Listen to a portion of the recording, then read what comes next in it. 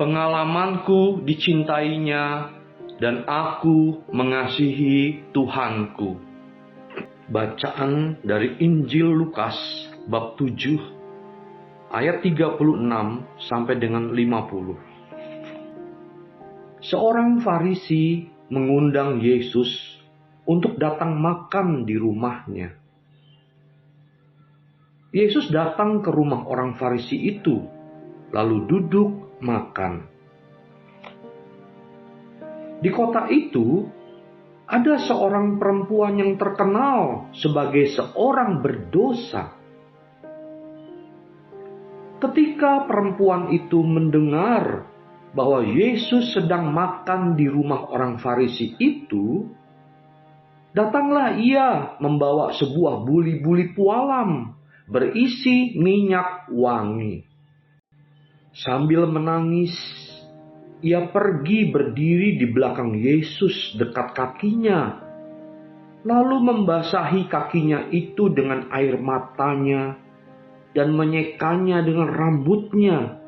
Kemudian ia mencium kakinya dan meminyakinya dengan minyak wangi itu. Ketika orang Farisi yang mengundang Yesus melihat hal itu, ia berkata dalam hatinya, "Jika ia ini nabi, tentu ia tahu siapakah dan orang apakah perempuan yang menjamahnya ini. Tentu ia tahu bahwa perempuan itu adalah seorang berdosa." Lalu Yesus berkata kepadanya, "Simon, ada yang hendak kukatakan kepadamu." Sahut Simon, "Katakanlah, Guru." Ada dua orang yang berhutang kepada seorang pelepas uang. Yang seorang berhutang 500 dinar, yang lain 50.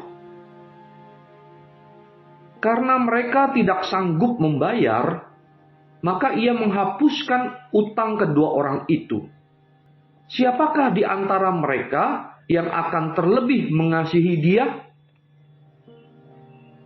Jawab Simon, "Aku kira dia yang paling banyak dihapuskan utangnya." Kata Yesus kepadanya, "Betul pendapatmu itu."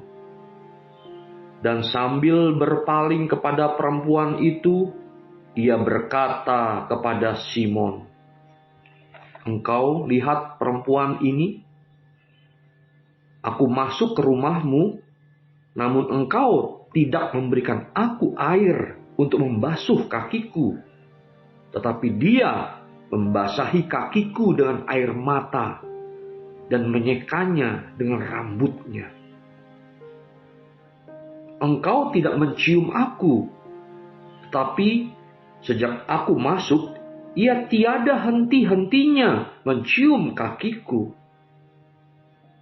Engkau tidak meminyaki kepalaku dengan minyak, tetapi dia meminyaki kakiku dengan minyak wangi. Sebab itu aku berkata kepadamu, dosanya yang banyak itu telah diampuni, sebab ia telah banyak berbuat kasih. Tetapi orang yang sedikit diampuni, sedikit juga ia berbuat kasih." Lalu ia berkata kepada perempuan itu, "Dosamu telah diampuni." Dan mereka yang duduk makan bersama dia berpikir dalam hati mereka, "Siapakah ia ini sehingga ia dapat mengampuni dosa?" Tetapi Yesus berkata kepada perempuan itu, "Imanmu telah menyelamatkan engkau. Pergilah dengan selamat." Demikianlah sabda Tuhan. Terpujilah Kristus.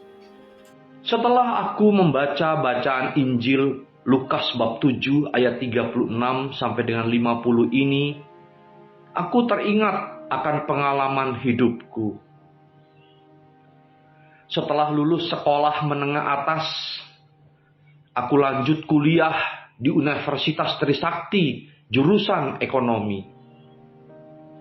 Di sana, aku aktif di unit kerohanian Katolik. Aku juga aktif sebagai muda-mudi Katolik di lingkungan dan wilayahku. Tetapi hidupku terjerumus di dalam hawa nafsu karena berpacaran yang tidak sehat dengan seorang pemudi Katolik. Dalam masa itu, aku menjadi lelah dan mempengaruhi semangat belajarku. Aku merasa berdosa dan mengaku dosa. Aku benar-benar bertobat. Aku berdoa kepada Tuhan Yesus dengan perantaraan Bunda Maria. Aku minta dilepaskan dari jerat dosa. Entah kenapa aku dilepaskan oleh pacarku.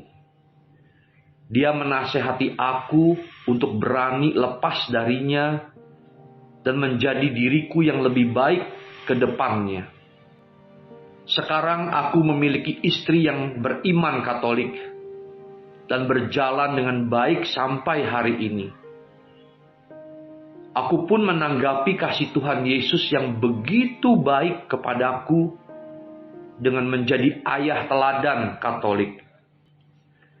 Sama seperti kisah perempuan berdosa yang datang ke rumah Simon, orang Farisi itu.